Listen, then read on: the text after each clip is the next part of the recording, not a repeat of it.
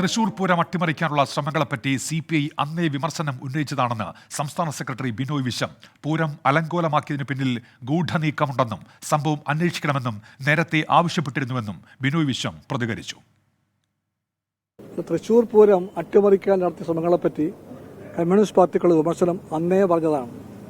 അതിപ്പോൾ വീണ്ടും പറയുന്നു. തൃശൂർ പൂരം എന്ന് പറയുന്നത് ഒരു സാംസ്കാരിക ഉത്സവം തന്നെയാണ്. തൃശ്ശൂരിൻ്റെ സാംസ്കാരിക പ്രാധാന്യമുണ്ട്. അങ്ങനെ ഒന്ന് ഒരു പ്രകാരത്തിലും അട്ടിമറിക്കപ്പെടാൻ പാടില്ലാത്തതായിരുന്നു. പക്ഷെ അട്ടിമറിക്കപ്പെട്ടു. അതിന്റെ പുറകിൽ ഒരു ഗൂഢനീക്കമുണ്ടോ എന്ന കാര്യം അന്വേഷിക്കണമെന്ന് കമ്മ്യൂണിസ്റ്റ് പാർട്ടി അന്ന് തന്നെ പറഞ്ഞതാണ്. ഞാനത് വീണ്ടും ആവർത്തിക്കുന്നു.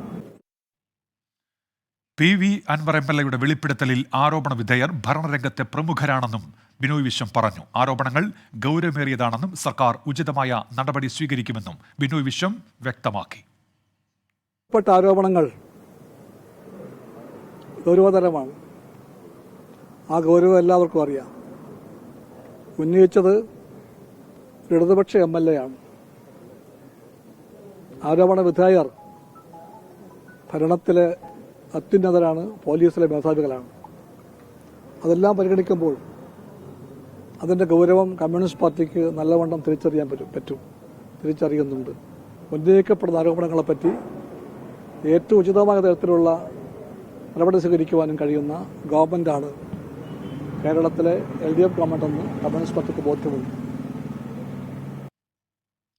VA ഗിരീഷുണ്ട് ഇപ്പോൾ വിശദാംശങ്ങളുമായി തിരുവനന്തപുരത്ത് നിന്ന്. ഗിരീഷ്, അൻവർ ഉയർത്തിയ ആരോപണങ്ങൾ അത് VS സുനിൽകുമാർ കഴിഞ്ഞ ദിവസം അത് ഒന്നുകൂടി ആവർത്തിക്കുന്നു. പ്രതിപക്ഷം അത് ഏറ്റെടുക്കുന്നു. ഇപ്പോൾ CPIയുടെ സംസ്ഥാന സെക്രട്ടറി കൂടി ഗൂഢനീക്കമുണ്ട് ഈ പൂരം അലങ്കോലമാക്കിയതിന് പിന്നിലെന്ന് പറയുമ്പോൾ ഉന്നമിടുന്നത് ആരെയാണ് ഗിരീഷ്?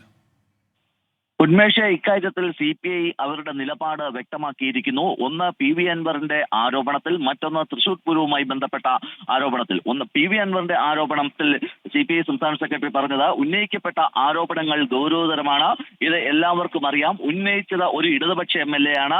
ആരോപണ വിധേയരാകട്ടെ ഭരണരംഗത്തെ പ്രമുഖരും അതോടൊപ്പം പോലീസിലെ ഉന്നതരുമാണ്. അതുകൊണ്ട് തന്നെ ഉചിതമായ നടപടി സർക്കാർ സ്വീകരിക്കുമെന്നാണ് CPI പ്രതീക്ഷിക്കുന്നത് എന്നുള്ളതാണ് ബിനോയ് വിശ്വം വ്യക്തമാക്കുന്നത്.